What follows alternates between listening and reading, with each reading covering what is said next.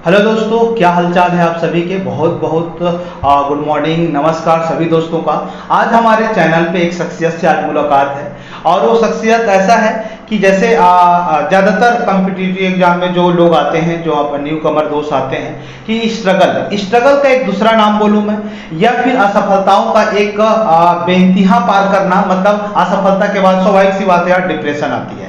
ये सब चीज को झेलने के बाद एक नया आपको मैं शख्सियत से मिला रहा हूं जो इन सब से पार करके फाइनली एक मुकाम पे पहुंचे हैं। ये पड़ाव है, अभी और आगे चलना है, महज एक पड़ाव ही है। तो ऐसे शख्स जिसका रेलवे में सिलेक्शन हुआ था, फिर थोड़ी सी फाइनल जो राउंड में जो था वो बाहर हो गए। सीजीपीएससी दो तीन बार प्री निकलने के बाद मेंस भी दिए हैं भाई साहब। ऐसे ही बहुत और व्यापम में भी एक दो पेपर दिए थे, फाइनली रिजल्ट नहीं आता था। बट अभी भी चुनौती से भरा एक मुकाम में, तो फाइनली अब सम परीक्षक सीनियर जो असिस्टेंट ऑडिटर एग्जाम जो हुआ था हाल फिलहाल में व्यापम के द्वारा, उनमें इनका 15वां रैंक है। जी हाँ दोस्तों, मिलिए शुभम देवांगन से। हमारे दोस्त भी हैं और कलीग मित्र, और बहुत दिन बाद मेरा भी मिलना हुआ। तो इनसे हम जानेंगे आज की कि व्यापम निकालेंगे कैसे, इनकी स्ट्रेटेजी क्या रही है और इनका एक स्ट्रगल जो सरकमफेस है वो कैसे क्रिएट हुआ था। तो दोस्तों चलिए मिलते हैं शुभम, और बहुत बहुत स्वागत है मेरे भाई शुभम देवांगन। आपको हमारे चैनल पे आके आपको कैसे लग रहा है? जी धन्यवाद। आपके चैनल में आके सर बहुत अच्छा लग रहा है। मेरा नाम शुभम है। संपरीक्षा के एग्ज़ाम में 144.35 अंक अर्जित करके मैंने 15वां स्थान प्राप्त किया है। और इसमें कुछ क्षेत्रों में ब्रिजेश दर्शन, जिनके जो मेरे सहपाठी भी रहे हैं कॉलेज के समय, इनका मेंटरशिप भी मेरे लिए बहुत काम किया। कहीं ना कहीं आपको कोई सीनियर या फिर अपने ही समकक्ष से किसी न किसी प्रकार का मार्गदर्शन आपको जीवन में प्राप्त हो गई होगा। ऐसा ही मेरा साथ रहा ब्रिजेश के साथ। अब ये तो मतलब समझ रहे हो कि दोस्त का बड़ाई करने वाली बात है, बट जनरली इसकी एक अपनी स्ट्रगल है और बहुत मेहनत किया है। मैं इसको बाद में देखा कि यार तैयारी करने आए, तो इसकी मैं असफलताओं से बहुत सीखा है। मेरे लिए इंस्पायरिंग वाली बात होती है कि यार इतनी असफलता देखे भी है, करीब से महसूस किया है, और यार इतनी मेहनत, हार्ड वर्किंग, फाइनली आदमी डिप्रेस में होकर तैयारी करना बहुत बड़ी बात है। तो शुभम, व्यापम को लेके अपना स्ट्रेटेजी क्या था एग्जाम निकालने के लिए? असल में मैं जब यहाँ आया तो मैं व्यापम की तैयारी के लिए या फिर व्यापम में किसी पोस्ट को लेने के लिए नहीं आया था। सीजीपीएससी मेरा टारगेट एग्जाम था 2017 में जब मैं यहाँ आया, और 2018 में जब सीजीपीएससी का एग्ज़ाम मैं प्रथमतया दी लाया, तब प्री क्वालिफाई करने के पश्चात मेंस में बैठा। उस समय मेरा नहीं हो पाया। दूसरी बार सीजीपीएससी प्री मुझसे क्वालिफाई नहीं हो पाया। उसके पश्चात मुझे मेरे सीनियर्स के द्वारा मार्गदर्शन प्राप्त हुआ कि आप वन विभाग के लिए या सीजीपीएससी फॉरेस्ट सर्विसेज के लिए तैयारी कीजिए। वो भी एक बहुत प्रोमिनेंट जॉब है छत्तीसगढ़ में। आप उसके द्वारा रेंजर या एसीएफ बन के वन विभाग में सेवा प्रदान कर सकते हैं। तो 2020 और 2021 कंप्लीटली ये 2 साल एक जगह बैठ के मैंने वन विभाग की तैयारी की, और उसके पश्चात ऐसे बेसिक सब्जेक्ट्स की मेरी तैयारी हो चुकी थी, जैसे आप बोल सकते हैं छत्तीसगढ़, हाँ, भाषा, जिसमें हिंदी, अंग्रेजी और छत्तीसगढ़ी भाषा का समावेश रहेगा, और क्वांटिटेटिव एप्टीट्यूड। इसकी तैयारी होने के पश्चात जब संपरीक्षक का एग्जाम आया, जो कि एक ही महीने पश्चात था, 5 दिसंबर 2021, ये सीजीपीएससी फॉरेस्ट सर्विसेज का एग्जाम था, और उसके एक महीने पश्चात लगभग 2 जनवरी को संपरीक्षक का एग्जाम था। अर्थात मेरे पास सिर्फ 1 महीने थे। संपरीक्षक में चूंकि ये 200 अंक का एक प्रश्न पत्र होता है, जिसमें 100 अंक हिंदी के रहते हैं, 50 अंक क्वांटिटेटिव एप्टीट्यूड और 50 अंक छत्तीसगढ़ और भारत, इसका जनरल अवेयरनेस हमको देखने सामान्य जीएस वाला पोर्शन। तो इस एग्जाम में मेरे लिए सबसे बेनिफिशियरी पार्ट था, एक तो 50 क्वांटिटेटिव एप्टीट्यूड, जिसमें शुरू से मैंने तैयारी की। बीच में जब हमारी मुलाकात हुई ब्रिजेश के साथ, तो चूंकि ये भी क्वांटिटेटिव एप्टीट्यूड के मास्टर कहे जाते हैं, इन्होंने भी मेरा मार्गदर्शन किया। इसके लिए धन्यवाद बिल्कुल मैं देना चाहूँगा ब्रिजेश को। और 100 अंक जो हिंदी था, उसकी तैयारी वन विभाग के समय मैंने बहुत अच्छी कर ली थी। तो ये सब सब्जेक्ट्स एक साथ होने पे मुझे ऐसा लगा कि ये एग्ज़ाम क्वालिफाई किया जा सकता है। देखिए, मन में डाउट तो रहेंगे कि एग्जाम निकलेगा कि नहीं निकलेगा, क्योंकि उससे पहले असफलताओं की एक लंबी श्रृंखला ठीक हमने देखी है, तो डाउट रहता है। लेकिन स्ट्रेटजी आपको बनानी ही पड़ेगी। आप कोई भी एग्जाम में ऐसे नहीं बैठ सकते बिना स्ट्रेटजी के। तो वो कहीं ना कहीं काम आई, विजेश का मार्गदर्शन काम आया, और अल्टीमेटली मैंने इसमें शुभम, एक चीज देखे थे कि हम लोग का जो टारगेट था तेरा कि ये व्यापम नहीं था, सीजीपीएससी इनका मेन गोल था। व्यापम को कोई एक्सपेक्टेशन नहीं था और एक्सपीरियंस भी नहीं था, क्योंकि व्यापम पेपर देता नहीं था। लेकिन फाइनली अच्छा पोस्ट है करके इसने दिया। तो ये हम जानते हैं कि इनके बीच क्या स्ट्रेटेजी थी कि होगा नहीं होगा, क्या संशय था। और कभी कभी होता है कि अनएक्सपेक्टेड नहीं होना है, वहां हो जाता है, डेस्टिनेशन कुछ और लिखा रहता है। तो क्या मामला था वो शुभम? असल में व्यापम या संपरीक्षक, इसके लिए कोई स्ट्रेटजी ऐसी कुछ नहीं थी। बात ये थी कि मेरे पास कुछ एग्जाम नहीं था जिसको मैं निकाला।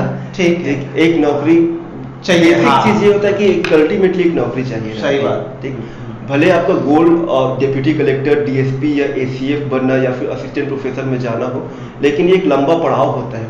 कई बार हम आते हैं 1 साल 2 साल में अपना लक्ष्य प्राप्त करके चले जाते हैं। करेक्ट। और कई बार ये पंचवर्षीय योजना हो जाती है। ठीक, वो पंचवर्षीय योजनाएं मैंने देखी है, सर ने भी देखी है। तो एक एग्जाम चाहिए था जिसको मैं निकाल सकूं, और अल्टीमेटली मेरे पास एक रेप्यूटेटेड संस्था में जाने का मौका रहे।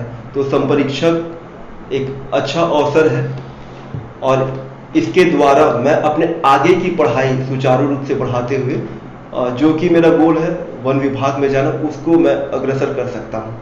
हाँ, और एक अच्छी बात यह है कि जैसे कि इस पोस्ट में जाने के बाद ये भी कोई ऐसा पोस्ट नहीं है कि आदमी बोल सकता है कि नहीं ठीक ठाक है। नहीं, बहुत अच्छा पोस्ट है संपरीक्षक। बहुत इसकी जो ग्रेड पे स्केल वगैरह है काफी अच्छी है। तो सोचने वाली बात नहीं, जिन भी दोस्तों का हुआ है ज्वाइन करिए आपको, तो अच्छी बात है। अब हम जानते हैं इनसे कि व्यापम के सिलेबस के अकॉर्डिंग इनकी बुक्स स्टडी क्या रही है, या कोचिंग किए हैं या नहीं किए हैं। तो क्या कि सभी बच्चे लोग को रहता है कि यार कोचिंग करना ही लेना चाहिए, कोचिंग या नहीं करेंगे तो भी काम चल जाएगा।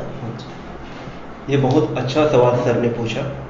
देखिए, ये एक व्यक्तिगत चॉइस वाली चीज है, कोचिंग करें या ना करें। ठीक? अगर आपको लगता है कि बिना कोचिंग के सही मार्गदर्शन प्राप्त करके आप एग्जाम क्वालिफाई कर सकते हैं, तो ये बहुत अच्छी चीज है। मार्केट में ऐसे बुक्स उपलब्ध हैं जिसको पढ़ के और सही मार्गदर्शन अपने सीनियर्स के द्वारा या समकक्ष व्यक्ति के द्वारा प्राप्त करके कोई भी एग्जाम निकाला जा सकता है। और अगर आपको लगता है कि कोचिंग करना आपके लिए आवश्यक है क्योंकि आपको एक मेंटल सेटिस्फेक्शन चाहिए, तो वो भी एक अच्छा डिसीजन है। तो ये व्यक्तिगत निर्णय का सवाल होता है। शुभम, एक चीज और बता दें हमारे दोस्तों को, क्योंकि मेरे चैनल पे बहुत न्यू कमर भी फ्रेंड हैं और वो सब जानना चाहेंगे कि पर्टिकुलर व्यापम में वैकेंसियां बहुत आने वाली हैं। अभी हाल फिलहाल में देखने को लग भी रहे हैं ना। तो पर्टिकुलर व्यापम की सिलेबस की अकॉर्डिंग तैयारी कैसी करनी चाहिए और उनको किन किन बातों का ध्यान रखना चाहिए ताकि एक्यूरेसी भी अच्छा हो, है ना। क्योंकि बहुत लोगों का नेगेटिव मार्किंग वगैरह हो जाता है, तो ये सब चीजें तो एक बार हमारे दोस्तों को बिल्कुल इसके लिए गाइड कर दें। जी, देखिए, अभी हाल फिलहाल व्यापम के बहुत सारी परीक्षाएं आयोजित हो रही हैं। हर महीने आपको किसी न किसी प्रकार की परीक्षा देखने को मिलेगी। सब परीक्षाओं में कुछ न कुछ अलग सब्जेक्ट्स आपको देखने को मिलेंगे, लेकिन 60% सिलेबस ऐसे होते हैं जो हर परीक्षा में कॉमन रहेंगे। आप चाहे संपरीक्षक का एग्जाम देख लें, चाहे आप महिला पर्यवेक्षक का एग्जाम देख लें, चाहे फूड इंस्पेक्टर का एग्जाम देख लें, या फिर सीएसीबी में जाने के लिए कोई एग्जाम देख लें। अभी एडीओ आने वाला है, एबीईओ का एग्जाम होने वाला है, और हॉस्टल वार्डन की चर्चा जो हो रही है। देखिए, इन सब एग्जाम में एक बेसिक चीज आपको मिलेगा, छत्तीसगढ़, उसकी सामान्य जानकारी। करेक्ट, ठीक है। भारत और उसकी सामान्य जानकारी, भाषा बोध में आपको तीनों लैंग्वेज, अब सामान्यतः तीनों भाषा आपको देखने को मिल सकते हैं, हिंदी, छत्तीसगढ़ी और अंग्रेजी। लेकिन अगर आप अंग्रेजी को तैयार नहीं भी करते हैं, तब भी आपको हिंदी और छत्तीसगढ़ी को बहुत अच्छी इसकी तैयारी आपके लिए आवश्यक रहेगी। और सबसे इंपॉर्टेंट है आपका क्वांटिटेटिव एप्टीट्यूड। बहुत कम ऐसे व्यापम के एग्जाम मिलेंगे जिसमें आपको गणित या रीजनिंग देखने को ना मिले, लेकिन ज़्यादातर एग्ज़ाम में आपको ये देखने को मिलेंगे और इसमें आपको पकड़ बहुत अच्छी करनी पड़ेगी। और मैं आपको सजेस्ट करूंगा कि अगर आपको क्वांटिटेटिव एप्टीट्यूड की तैयारी करनी है तो एक ब्रिजेश सर से बिल्कुल संपर्क कीजिए। बहुत अच्छी तैयारी है इनकी, बहुत सरल और सीधे तरीके से आपका मार्गदर्शन कर सकते हैं। धुआं उड़ाते हैं, समझ रहे हो आप लोग, ठीक है। हाँ, तो ये बेसिक चीजें हैं जो आपको व्यापम के एग्जाम के लिए पढ़नी ही पड़ेंगी। अब बात आती है जैसे हॉस्टल वार्डन, इसमें आपको 50 नंबर का कंप्यूटर देखने को मिलेगा। तो आप फॉर्म भरने के पश्चात 1 महीने का समय मिलता है, आप उसके लिए तैयारी कर सकते हैं। 1 महीने में डेली 2-3 घंटे दे सकते हैं। एडीओ के एग्जाम के लिए आपको ग्रामीण विकास देखने को मिलेगा, आप उसके लिए अलग समय दे सकते हैं जब वो एग्जाम आए। बिल्कुल 1 महीने में तैयारी की जा सकती है। लेकिन कोई भी एग्जाम फॉर्म भरने के पश्चात अगर आप तैयारी करने की कोशिश करें तो ये बिल्कुल निरर्थक है। ये बिल्कुल वैसी ही बात है जैसे आग लग गया और कुआं खोद रहे हैं। आपको शांतिपूर्वक बैठ के आपको ये बेसिक सिलेबस कंप्लीट करने ही पड़ेंगे। बस यही स्ट्रेटजी है, आपको शांतिपूर्वक एक जगह बैठना ही पड़ेगा। और सबसे अच्छी बात बता रहा हूँ दोस्तों, शुभम का एक सबसे बड़ा जो मुझे लगा जब इनसे मिले और बातचीत की, कोरोना में सब हताहत हो रहे थे, इधर से उधर हो रहे थे, कोई पढ़ना लिखना छोड़ दिया था, वैकेंसी नहीं आ रहा है, एवरीथिंग एक्सेट्रा ऑल, पढ़ाई को छोड़ के आदमी सब चीज में व्यस्त था, है ना। बहुत लोग तो मतलब इधर उधर काम भी करना चालू कर, कुल मिला के डाइवर्ट हो चुके थे अपने सेक्शन से कि हमको तैयारी अब नहीं करना है। ये भाई साहब लगभग पूरा 2019 से शुरुआत से 2019-20 तक बिलासपुर छोड़ा नहीं। बिल्कुल कोरोना भी था तो यही था, बहुत लोग हॉस्टल छोड़ के चले गए थे, लेकिन इन्होंने नहीं किया। उसी चीज का रिजल्ट जो है आज दिख रहा है। और ये भी उम्मीद है कि हमारे वन विभाग का जो एससीएफ का एग्जाम हुआ था, मेन वो उसी के लिए फोकस था, तो उम्मीद है कि उसमें भी इसका अच्छा परफॉर्म हुआ है। आगे देखते हैं रिजल्ट जब आएगा तो क्या होगा। तो वो 2 महीना अगर आप ऐसा कर लिए रहते तो शायद आप भी आज सिलेक्शन के दौर पे होते, लेकिन आपने क्या चुना, आपने वो चुना जिससे लोग पूरा उस चीज से डाइवर्ट हो चुके थे। तो इसमें वो भी अच्छी बात है कि आज डेडिकेशन की करना है, मतलब करना है और नथिंग मच, और कोई एक्सक्यूज तो है नहीं। तो ये अच्छा बात है शुभम, वाकई इंस्पिरेशन वाली बात है कि जो नए दोस्त आएंगे वो भी समझेंगे इस चीज को। शुभम वैसे तो सब कुछ जानते हैं, लेकिन अपने दोस्तों को ये बता, बहुत लोग है यार मतलब यहाँ से चले जाते हैं बिलासपुर से, है ना, 2-3 साल रहे फिर चले जाते हैं, तो क्या ये घर में संभव भी हो सकता है? अब मैं तो खैर बच्चे लोग को बताते रहता हूँ, मेरा काम ही है जब तक बच्चे क्लास लेता हूँ मैं तो क्या ये जॉब के साथ भी रिलेवेंट है, कर सकता है, या जॉब को क्विट करना पड़ जाएगा, या फिर घर में रह के तैयारी करें? तो ये मसला क्या, क्योंकि मैं भी जानता हूँ कि इनके कई सारे दोस्त जॉब में रहते हुए एग्जाम निकाले, तो आप खुद सुनिए इनकी बातें कि हाँ एक्चुअल में होता है ऐसा। तो शुभम क्या वो मामला है जो बताया था मुझे एक बार? जी देखिए, कोरोना काल लगभग 2020 और 21 ये पूरे विश्व की अर्थव्यवस्था को चरमरा के रखती है। हाँ, इसका बहुत बड़ा इम्पैक्ट हम लोग अपने निजी जीवन में भी देख सकते हैं। बहुत लोगों को लगभग बिलासपुर में 2020 और 21 जब मैं यहाँ रुका हुआ था, 99% मेरे जो साथी थे और बिलासपुर में जो तैयारी कर रहे थे, वो एक तो डर के भी कारण, और डर के कारण दूसरा आर्थिक समस्या के कारण उनको अपना घर छोड़ना पड़ गया। मैं धन्यवाद देना चाहूँगा अपने माता पिता को, जिन्होंने इस परिस्थिति में भी मुझे यहाँ रखने के लिए अपना सपोर्ट दिखाया। जब मेरे ऐसे मित्रगण हैं जो घर जाने के पश्चात उन विकट परिस्थितियों में भी काम करते हुए सीजीपीएससी के एग्जाम्स को क्वालिफाई किए और आज वो एक अच्छे उत्कृष्ट पदों में पदस्थ हैं। ऐसे मित्र हैं जो सीजीपीएससी भी क्वालिफाई किए, व्यापम भी क्वालिफाई किए, जिनके रिजल्ट्स अभी आने प्रारंभ हुए हैं। तो मैं बिल्कुल आप लोगों को बोलना चाहूँगा कि आप चाहे घर में रहें चाहे बाहर रहें, तैयारी के लिए बस एक दृढ़ निश्चय चाहिए रहता है, वो आपके पास है।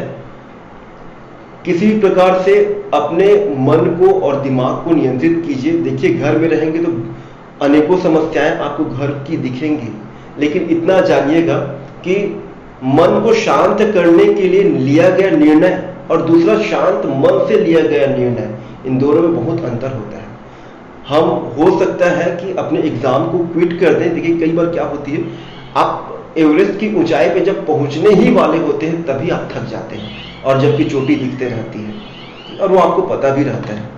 तो बोलूँगा बस थोड़ा हिम्मत और धैर्य रखिएगा, घर में रह के भी तैयारी की जा सकती है, एक बहुत अच्छी तैयारी की जा सकती है। और इस कोरोना काल ने मुझे ये दिखाया है, क्योंकि मैं तो नहीं गया था लेकिन मेरे मित्रगण गए थे और रिजल्ट्स मेरे सामने हैं।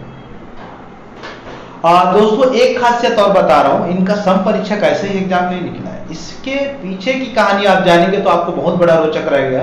क्योंकि इनका ग्रेजुएशन हुआ है इंजीनियरिंग से, सबसे पहली बात। और जो हम लोग का दूर दूर से रास्ता मतलब रिश्ता नाता बिल्कुल नहीं रहता है हिंदी लैंग्वेज से, और चूंकि सम परीक्षा में 100 नंबर के हिंदी थे, तो यार महज ये चुनौती इनको आसान लगा, कैसे लगा? इनका एक्चुअल में 90 या 10 था, आई थिंक, है ना, 90 या 10 था, और इनमें इनका 78 नंबर हिंदी को लेके आया था। मतलब बहुत अच्छा है, मुश्किल से इनका 7-8 सवाल गलत हुए होंगे, लेकिन इतना सही होना ये बहुत बड़ी बात है। सेम इनका मैथ्स तो अच्छा है, इंजीनियरिंग बैकग्राउंड है, तो नो डाउट अल्टीमेटली ये तो है ही। और बाकी इनका जीएस कम भी था तो भी ये पोस्ट लेके बैठे। बहुत तो कोई लगता है कि हम हर एक फील्ड से थोड़ा थोड़ा कर लेते हैं और हो जाएगा, नहीं, आप किसी चीज को मतलब किसी सब्जेक्ट को स्किप भी करेंगे तो भी चल जाता है। तो आइए जानते हैं इसका स्ट्रेटेजी क्या था कि एग्जाम में निकला और वो सब्जेक्ट इनका ना होते हुए भी कैसे पढ़ाई कर लिया। शुभम, मामले पर प्रकाश डालिए, क्या बात है? जी देखिए, जैसा कि मैं पहले ही बता चुका हूँ, सम परीक्षा का एग्ज़ाम 200 नंबर का होता है। 100 नंबर इसमें सबसे बड़ा वेटेज रहता है हिंदी का। नाम सुनने में बहुत सिंपल लगता है, एग्ज़ाम हॉल में जब पेपर आता है तब पता चलता है। ठीक, और चूंकि इस बार लगभग सभी एग्जाम्स अनसर्टन या अनिश्चित रहे हैं। सीजीपीएससी प्री भी आप लोगों ने देखा होगा, और वन विभाग के भी एग्जाम को आपने देखा होगा कि बहुत अनिश्चित पेपर आया। ऐसा ही हिंदी भी था, लेकिन हिंदी की तैयारी लगभग मैंने 3 से 4 महीने तक की। मैं जब वन विभाग की तैयारी कर रहा था तो ही मैंने हिंदी की तैयारी उस समय प्रारंभ कर दी थी, क्योंकि ये एक स्कोरिंग सब्जेक्ट है अगर ये आपको समझ में आता है तो। ठीक, क्योंकि ये भी एक विज्ञान है। आप हिंदी पढ़ने बैठे और रट लिए, ठीक, एक हद तक ये आपको मुश्किल से 50% नंबर ही दिलाएगा केवल हिंदी में, आपको 80% से ऊपर अंक अर्जित करने ही पड़ेंगे। तो इसके लिए मैंने समय दिया, मैंने YouTube में बहुत वीडियोस देखे, MCQ सॉल्व किए और अपने हिंदी को लेकर विज्ञान को बढ़ाया। तो इस प्रकार मैंने हिंदी में अच्छे अंक अर्जित किए। और उसके बाद आता है कि 50 नंबर का क्वांटिटेटिव एप्टीट्यूड, जिसमें मैथ्स और रीजनिंग रहता है। मैं बिल्कुल आपको अभी भी ये बोलना चाहूँगा कि अगर आप कोई भी एग्जाम की तैयारी कर रहे हैं छत्तीसगढ़ से संबंधित, चाहे वो व्यापम हो या PSC हो, आप अपने गणित और रीजनिंग की क्षमता को बढ़ाइए। मैं ऐसे बहुत स्टूडेंट्स को जानता हूं जो पक्षांतर करना भी नहीं जानते थे, लेकिन आज उनसे स्टूडेंट लोग पढ़ने आते हैं। और अगर आपको क्वांटिटेटिव एप्टीट्यूड में प्रॉब्लम है तो ब्रिजेश दर्शन सर से बिल्कुल संपर्क कीजिए, ये उसके मास्टर हैं। तो क्वांटिटेटिव एप्टीट्यूड में 50 में मैंने 46 अटेम्प्ट किए, जिसमें 44 लगभग सही था। अब बात आती है इंडियन जीएस की। 50 नंबर का जीएस था, इसमें 25 छत्तीसगढ़ रहता है और 25 इंडियन जीएस रहता है। माफ कीजिएगा, जीएस की बात करूंगा मैं, कंप्लीट जीएस की, जो कि 50 नंबर का था। देखिए, वन विभाग में इंडियन जीएस पार्ट नहीं रहता है। इसका मतलब इस एग्जाम में मेरे लिए 25 नंबर नहीं था, लेकिन वन विभाग में विज्ञान का विषय रहता है। मतलब इंडियन जीएस से 5 नंबर में विज्ञान के लिए ले सकता हूं। अब बाकी 20 नंबर मुझे लगभग नहीं आते थे, क्योंकि 2 साल से ना पढ़ना कहीं ना कहीं आपको उस विषय में शून्य की ओर ले जाता है। मतलब ये कंप्लीट एग्जाम मेरे लिए 180 नंबर का था, और उस हिसाब से मैंने स्ट्रेटजी बनाई और आज इस एग्जाम में मैंने सफलता देखी। अल्टीमेटली कहने का मतलब ये है दोस्तों कि अगर आप चाहोगे तो हर चीज आप कम समय में भी बहुत अच्छा कर सकते हो। इनका यही है, ये तैयारी कर रहे थे किसी दूसरे चीज की और हुआ किसी और में। कारण यह है क्योंकि समराइज क्वेश्चन होती है सभी चीज की, एक सब्जेक्ट कांस्टेंट होती है कि आज इतना तो सभी चीज में है। ये इनका एकदम पकड़ था कि उससे सवाल मेरे नहीं छूटेंगे, भले ही जो हो जाए, और जो नहीं था वो ऑलरेडी बाहर था। तो ऐसा ही एक स्ट्रेटेजी आप भी अपने व्यापम को लेके कर सकते हैं। बहुत लोग को लगता है कि यार मैं इसका तैयारी कर रहा हूं तो ये मेरे से ये नहीं होगा, मैं ये इस पोर्शन का तैयारी कर रहा हूं तो मेरे से ये नहीं होगा। ये ऑल एक्सक्यूजेज है। करने वाले आपके सामने हैं जिन्होंने करके दिखाया है और बहुत तन मन धन मतलब पूरा एफर्ट लगा दिया है। तो ये चीजें जब सफलता हासिल होती है तब लगता है अरे वाह, है ना। तो चलिए तो दोस्तों आज हम शुभम का ज़्यादा वक्त नहीं लेते हैं और नेक्स्ट समय अब ये मेरे पास ही रहेगा। हम जब भी कुछ रहेगा जैसे हिंदी हो गया या जीएस हो गया या कंप्यूटर से जो भी वीडियो बनवाना रहेगा बनवाएंगे, हमारे साथ अब जुड़ा रहेगा। क्यों शुभम? ठीक है, अब रहेगा हमारे साथ भाई और कुछ भी वीडियो रहेगा बनवाएंगे। तो फाइनली हमारे दोस्तों को आगे की तैयारी मतलब कैसे करें, और कभी कभी बहुत बच्चे लोग जो न्यू कमर होते हैं 1-2 साल में डिप्रेस हो जाते हैं, हार जाते हैं हिम्मत, तो क्या मैसेज रहेगा शुभम इन ऐसे दोस्तों के लिए?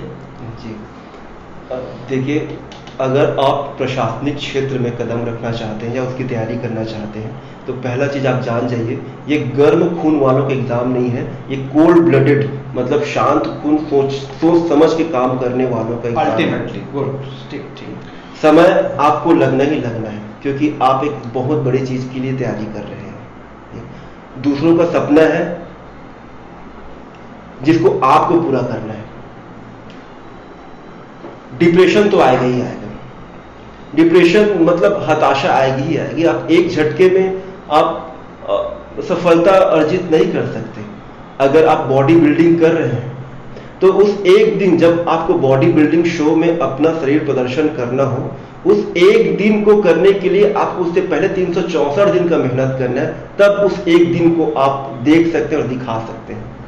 और डिप्रेशन मेरे भी जीवन में आया था, ये एग्जाम्स होने के पश्चात, क्योंकि रिजल्ट्स तो आए नहीं थे और एग्जाम हम लोग भी दिए जा रहे थे, तो हम लोगों ने भी कहीं ना कहीं डिप्रेशन देखा है। लेकिन मैं बोलूंगा कि आप अपने परिश्रम को परमपिता परमेश्वर के चरण में समर्पित कर दीजिए, सब उनके पास छोड़ दीजिए। आपके हाथ में सिर्फ और सिर्फ कर्म करना है।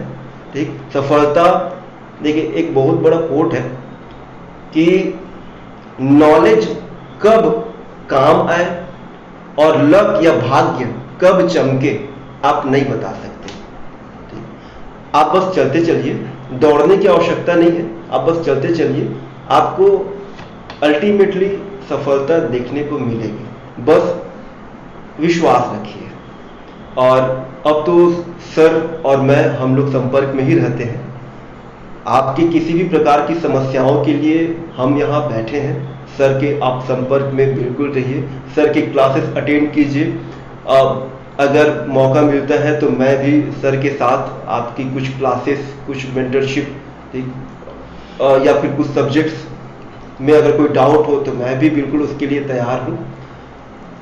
आप बिल्कुल परिश्रम कीजिए, हताश निराश मत होइए, क्योंकि आपके सामने एक बहुत अच्छे गाइड बैठे हुए हैं। तो ठीक है शुभम, शुक्रिया, थैंक यू वेरी मच। और दोस्तों बिल्कुल हम इनको साथ में रखेंगे। हो सकता है मेरे एप्लीकेशन पे इनकी अलग से वीडियोस आए, ये क्लास भी लेना चालू करें, क्योंकि अभी थोड़ी सी ये थोड़ा फ्री रह के बाद में जॉब में जाने के बाद पता नहीं फ्री हो पाएंगे कि नहीं। बट इतना है कि अब मेरे को टाइम मिल जाएगा, ये टाइम देने वाले हैं, तो आप भी तैयार रहिए और जुड़िए हमसे। और जब भी कुछ परेशानी होता है, कुछ भी लगता है कि यार इसकी तैयारी कैसे करें, तो हमसे आप जुड़ सकते हैं। बाकायदा आपको टेलीग्राम ग्रुप है, डिस्क्रिप्शन में आप जाके चेक कर लीजिएगा। और बिल्कुल खूब शेयर करिए और उन हताश जो स्टूडेंट है उन पे पहुंचाइए कि जीता जागता सबूत है, जो एक बहुत बड़ा डिप्रेशन से निकल के एग्जाम निकाला है, जो 2-3 साल होने के बाद एक बहुत ही असफल चीजें देखी हैं। और परेशानियां तो सब झेलते हैं, बट इसका मैं करीब से महसूस किया हूं, इसलिए मुझे पता है कि इस बंदे ने वो कर दिखाया जो जनरली लोग नहीं कर पाते, उसके बाद क्विट कर देते हैं गेम, लेकिन इसने किया। तो यार बहुत अच्छी बात है, आज जाके अब ज्वाइनिंग करने वाला है अपना भाई। तो thank you very much Shubham, हम बहुत जल्द फिर से मुलाकात करेंगे। और सभी दोस्तों का शुक्रिया, थैंक यू वेरी मच। और आप वीडियो को खूब शेयर करिए, तब तक के लिए शुक्रिया, थैंक यू वेरी मच दोस्तों, नमस्कार। धन्यवाद, नमस्कार।